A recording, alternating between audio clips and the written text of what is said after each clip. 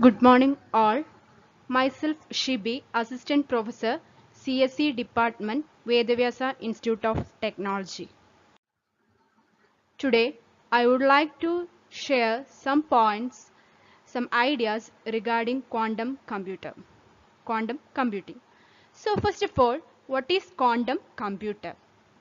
So, a quantum computer is a machine that performs calculation based on the laws of quantum mechanics, which is the behavior of particles at the subatomic level. As we know, so quantum computing is a new kind of computing based on quantum mechanics. So the quantum computing has more potential to solve problems that cannot be solved by classical ones. To store and manipulate the information, they use their own quantum bit, also called qubits. Unlike other classical computers which are based on classical computing, that is usually uses binary bit zeros and ones individually.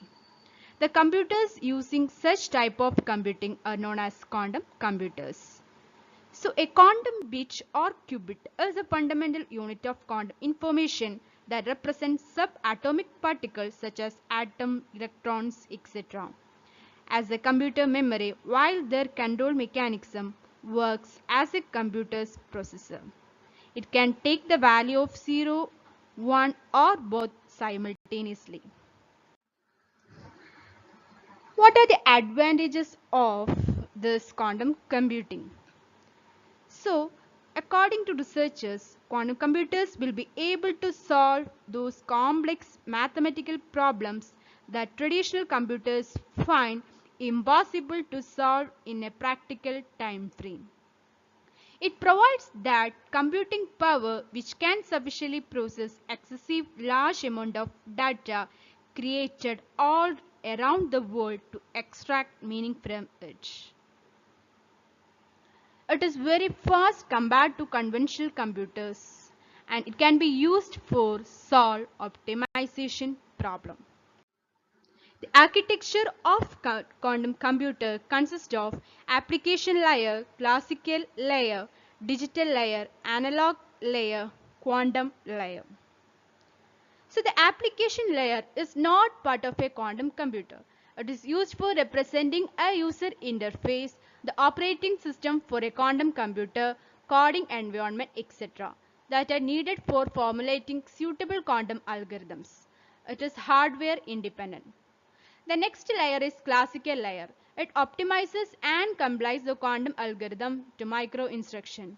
It also possesses quantum state measurement returned back from hardware in the below layers and give it a classical algorithm to produce a result. Digital layer. It interprets micro instruction into digital needed by qubit which act as the quantum logical gates.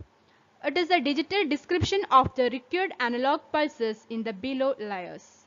It also gives quantum measurement as feedback to the above classical layer for merging the quantum outcomes to the final result.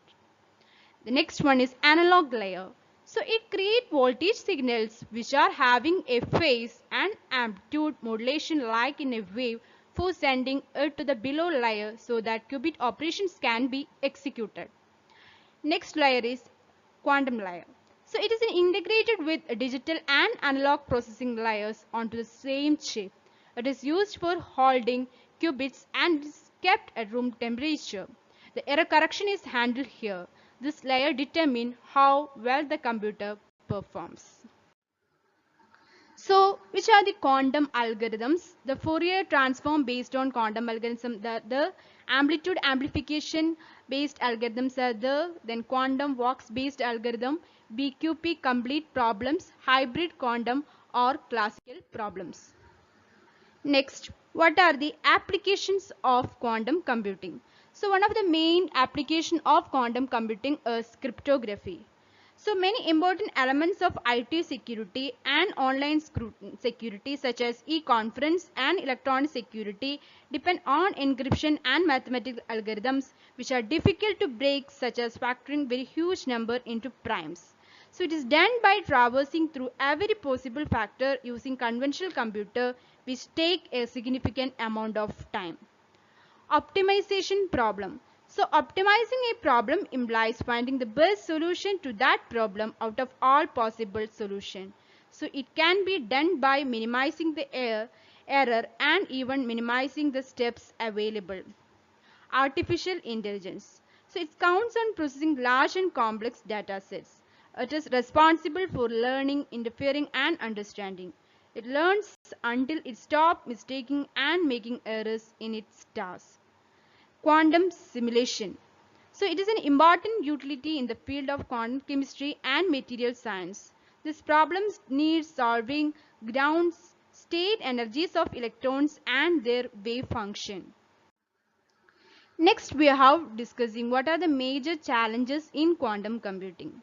So the qubits cannot naturally ignore the noise. Hence the quantum system is more error prone. It suffers from decoherence. Quantum algorithm development is another challenge since achieving quantum speedup expect entire the new steps of algorithm design as the speed of computation depends on the design of the algorithm. The design of the algorithm should be corresponding to the number of qubits used. Development of software tool is the other major challenges of quantum computing. So in addition to hardware, it is required to create and debug quantum systems to help explain unknown issues and push towards designs. Next, future scope of quantum computing. Quantum games.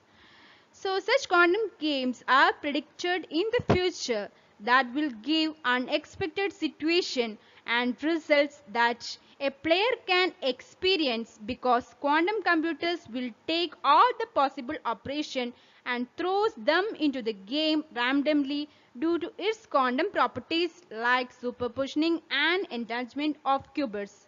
It will be a never ending experience. Next, quantum computing in cloud is one of the future scope of quantum computing. The quantum computing in cloud has a potential to overtake the business initiative like in other emerging technologies such as cryptography and artificial intelligence.